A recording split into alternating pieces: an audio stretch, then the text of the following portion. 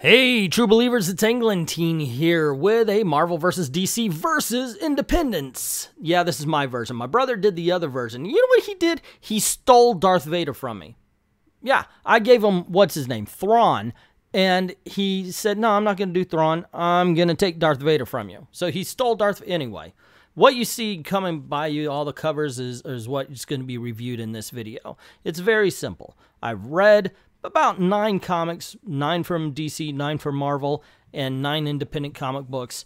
And we're going to just tally them up, see who has the highest score, see who wins the week. Last week was Marvel. We'll find out who wins this week. It's always a lot of fun. It's a very simple system. 1 star, 2 star, 3 star, 4 star, 5. 1 is horrible, 2 is bad, 3 is average, 4 is good, and 5 is excellent. And you'll be surprised at what is where.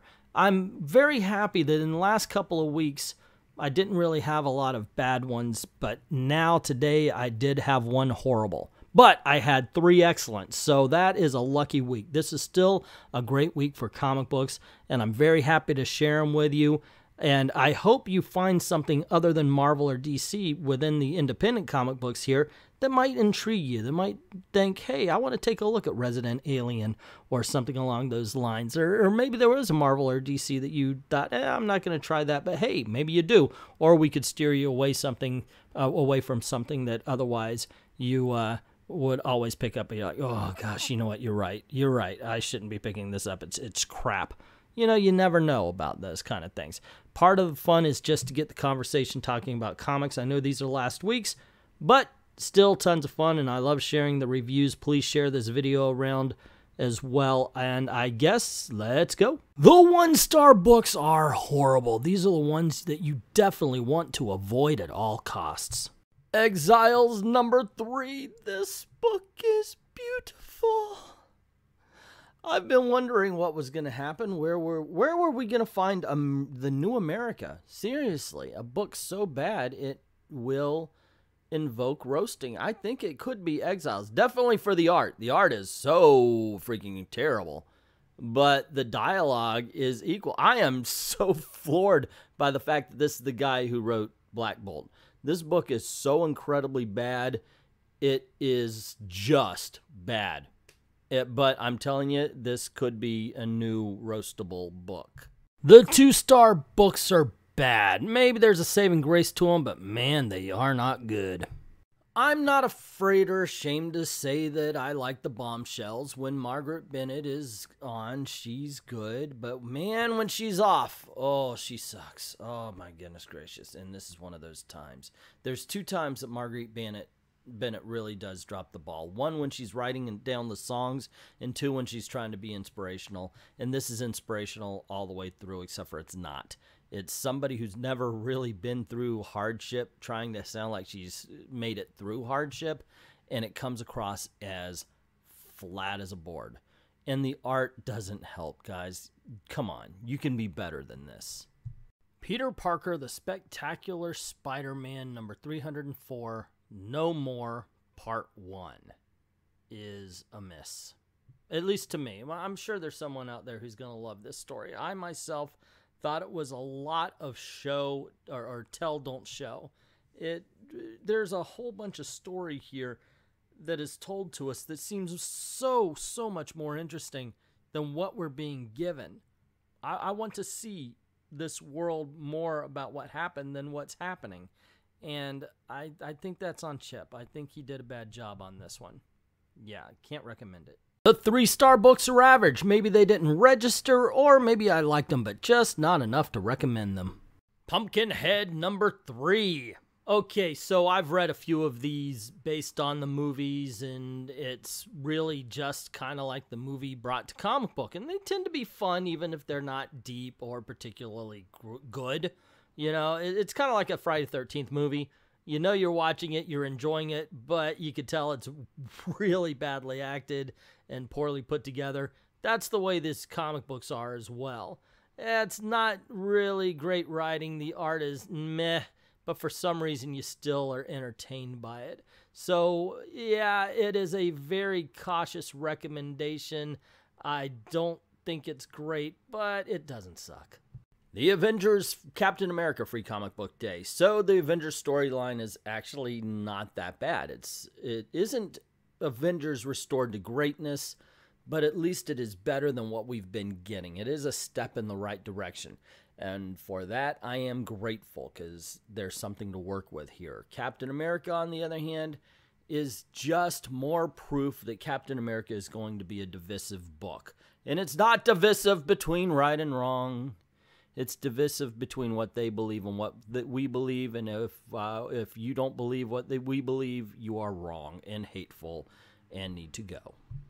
The Amazing Spider-Man Free Comic Book Day. I may be cheating by adding this one here, but I figured I would do it rather than do a whole review for it. Nick Spencer. This is kind of an introduction to him. It seems that Peter Parker is never going to grow up again. That's the feeling I'm getting from it.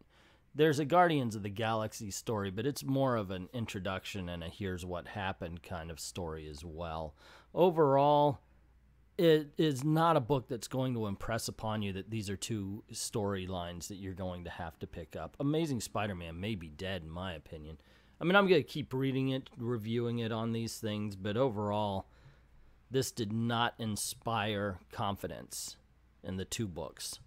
Cal Exit number 3. So I was asked, why do I put myself through it? Why even read it? Why bother with this? It's an interesting look at the mind of crazy people.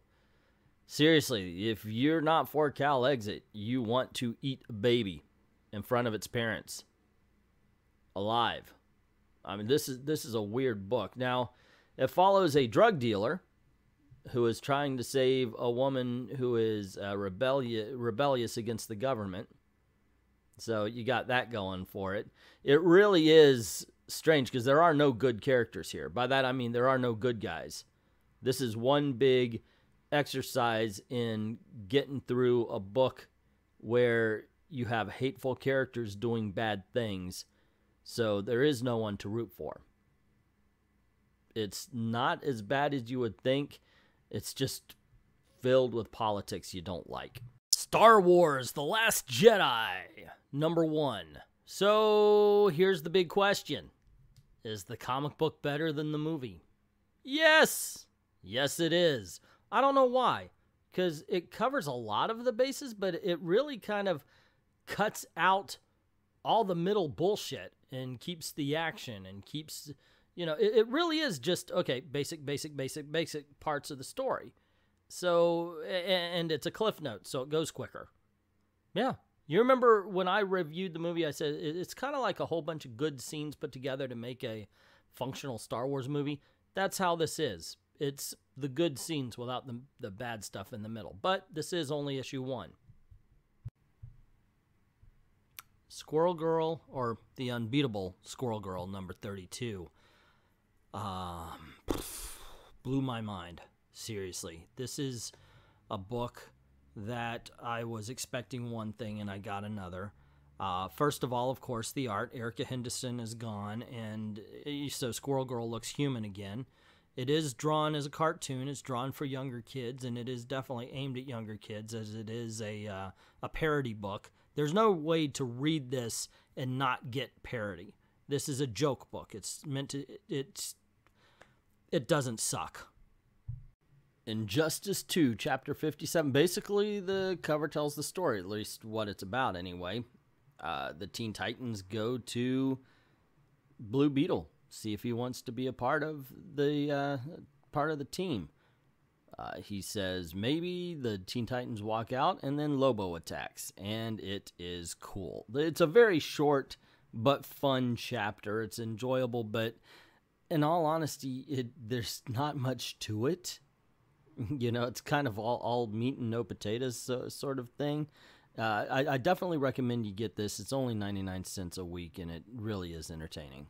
Deja Thoris number 4. So if you don't remember, this is the book that got kicked off YouTube because the covers were racy. It was really stupid. Anyway, this is a fun adventure story. In this case, they're out looking for water. They're looking for ways to take care of their people. And Princess Thoris here They come across a cave, and lo and behold, there's water in it. Of course, there's stuff living in it as well. It's not going to be easy. Yeah, they're not going to make things easy. It's a fun adventure story. It's not amazing, but it's definitely worth the pickup if you're looking for something other than Marvel. The Flash, number 46. You ever read a book and it's like, wow, that was good? You know, I mean, you want it to be great and it just falls a little bit flat. This is the way I feel like with The Flash sometimes, because it has like hills and valleys, man, because sometimes it's so wonderful and sometimes it's pretty good. This one's pretty good because they are gearing up for the Flash Wars, and this is absolutely a remember when kind of story. This is a little bit of a greatest hits for Wally West. He's going, and sometimes when I run, I like to come here and sometimes there, and it's all about memory lane. However, this is one badass cover, and generally The Flash is a good book. So while this issue is down the middle of the road, this is a title to check out. Green Hornet number 3. So we have Kato and the Green Hornet, the real Green Hornet, and Kato is the girl Green Hornet we see on the cover, finally get together, and he basically tells them what's been happening with his life and why he's disappeared, and he kind of takes over the role of Kato rather than being the Green Hornet. And he said he has extra uniform, but it's her size. It's kind of weird.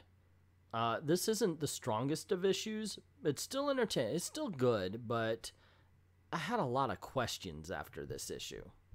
Detective Comics 980. So we have OMAC and Brother Eye going after Batwoman, showing her the whole truth about what her future is. And we even see, we get a shot of the Batgirls being Batgirls, Stephanie Brown and Cassie. And it's entertaining. It's enjoyable. I would still like a Batman book, just saying. But otherwise, you know, it's fun at least. Art is good. There's no real tension, though. And Batman comes off kind of like a doofus in Detective Comics. Have you ever noticed that?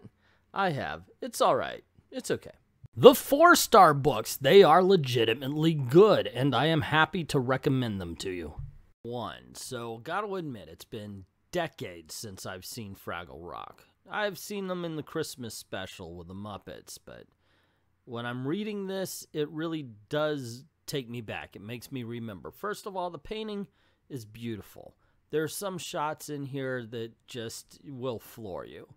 The story itself reminds me of Fraggle Rock, the TV show. Somebody has a crisis. Everybody celebrates the person. They find out how to overcome the crisis, and all things are good. It's entertaining, fun, and good for the whole family. Wonder Woman number 46. Okay, we are getting ready for the Dark Gods. Now, I gotta say right off, give me a Wonder Woman story with Cheetah. I am in. I like it. I like the character. I like her as a villain. I like the connection to Wonder Woman. It's all here. And it is foreshadowing a coming story. You get a little bit of her brother, but it's just a tag. And the fact that religions are giving up, people who are religious are giving up to follow these dark gods all at once is kind of scary in a way. This book really works. Jasmine Crown of Kings number 1, a new Xenoscope book. They put out a new book like every month or something like that, it seems like. In this case, it's Jasmine from Aladdin, and they're after the Crown of Kings, and she comes across, of course, Aladdin, and he's after the same thing. It's kind of like a Tomb Raider thing with a flying carpet, and it's a lot of fun. That's one of these things about these Xenoscope books. Yeah, they look like cheesecake from the outside, but they're not so much on the inside. But what they are is B-movie style fun, and I can recommend it.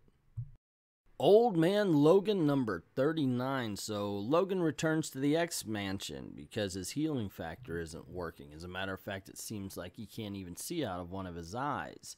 And while he's there, he meets up with some students. Glob is going to go on a date. Somebody actually wants to date him, even though he's basically a big old round thing you can see right there. This guy right here. It's a good story. I mean, it's mostly dialogue. There's barely any action in it, but it works because it takes time to work on the characters, so we care what's going on about them. I like this issue, even though it's a quieter one. It is a good one. Resident Alien, an Alien in New York, #2. This is a good book, dude.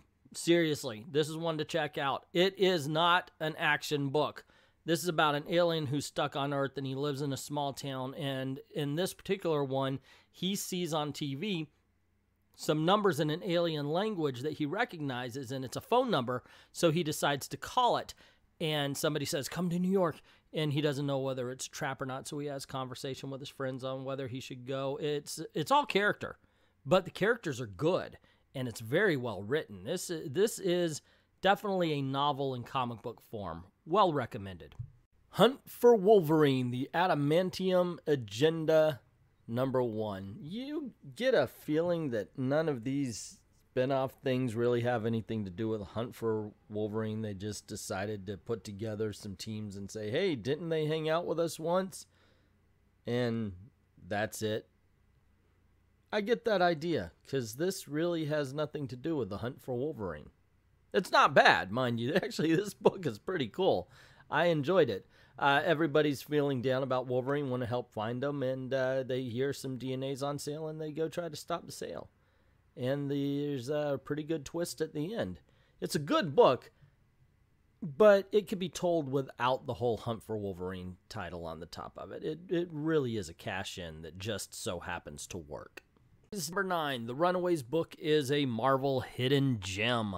Yep, not a lot of people talk about it, but it's consistently good. In this issue, well, basically they're arguing with a Doombot about Victor's head. And there is a funny exchange about the Doombot acting like Dr. Doom, even though he knows he's a Doombot. And yeah, it's entertaining. It's like I said, it's one of those books that nobody expects to be good. I think a lot of people are expecting it to be SJW stock full, but it's not. It's written well. It does look at the lives of teenagers as if they are teenagers, and it is an entertaining book. Sideways #4 is a pick-me-up. I've been kind of on the fence about Sideways. Some issues are good, some issues are bad, the first was kind of silly and didn't really catch me. This one is a lot of fun, and I love the fact that they've got this villain here who steals powers, and when he finds Sideways, he almost immediately... Oops, spoilers. Anyway, it's a lot of fun, this one.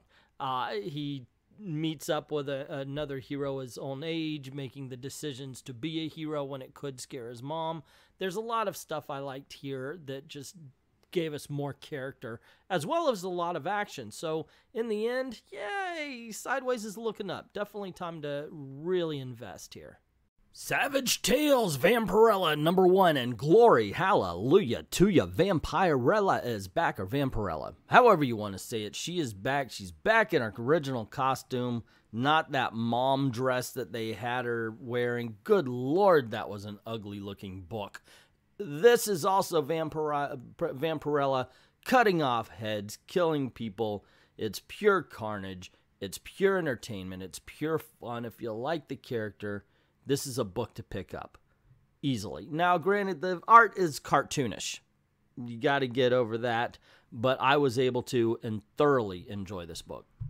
Red Hood and the Outlaws #22 sees the trio separated for most of the book. Red Hood's taking care of the Penguin, as it shows right here on the cover. Artemis goes to see Lex Luthor about the fact that Bizarro is losing his intelligence, and Bizarro is dealing with the fact that he's losing his intelligence. And that is possibly the better part to me. I mean, I enjoy the part with Artemis and Lex Luthor a lot, but watching him struggle to not talk like Bizarro with the meams is kind of heartbreaking. The 5-star books. These are the best of the best, the excellent. Maybe they're not Watchmen quality, but they do get the job done.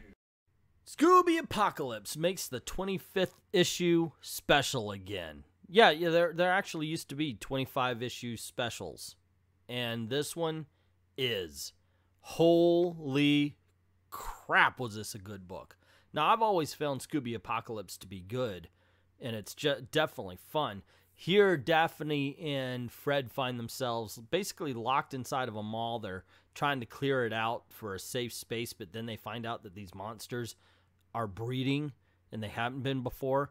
It's a very intense book. It is horror meets comedy perfectly. Isola number 2 doesn't begin where the last issue left off. We actually have to find out, which was a cliffhanger, and we actually have to find out what was really going on halfway through the story, but that's kind of this book.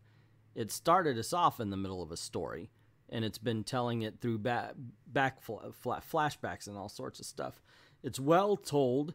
It's exciting. It's a very beautiful book.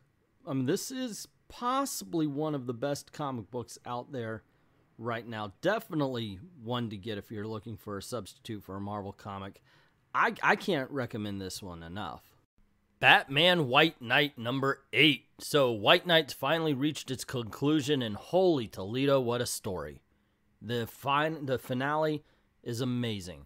To see Jack Napier try to hold on while he knows that he's going to revert back to the Joker, it is almost heartbreaking. And the fact that we see Harley Quinn know that he could be Jack Napier, except the Joker persona is overpowering. Everything revealed in here is just perfect. This is a classic. This is the 2010s Watchmen or Dark Knight or Walking Dead or whatever you want. I believe that White Knight is going into that particular pantheon. All right, that's all the reviews, so let's see what the scores are and who won the week. DC Comics had 0 1 stars, 1 2 star, 3 3 stars, 3 4 stars, 2 5 stars. There were 9 comics with a score of 31 out of 45. The Independent Comics had 0 1 stars, 0 2 stars, 4 3 stars, 4 4 stars, 1 5 stars. There were 9 comics, and that gave it a score of 33 out of 45. And Marvel Comics had 1 1 star, 1 2 stars, 4 3 stars, 3 4 stars, 0 5 stars, Comics 9, and a score of 27.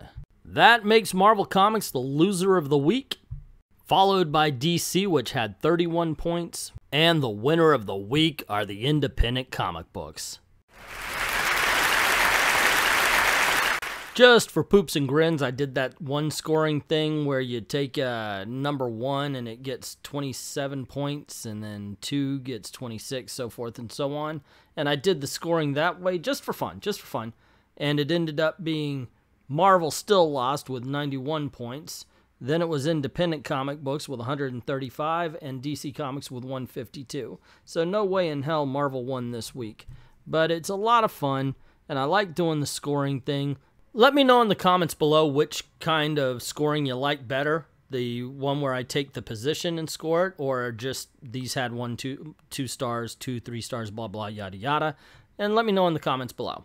Also, if you like this video, you want to... Oh, you know what? Before I do that part, let me know what you think about Jack walking away with Darth Vader, even though that's one of my favorite books. I guess it's fair play, but I want to know what you guys think in the comments below. Also, let me know, you know the drill.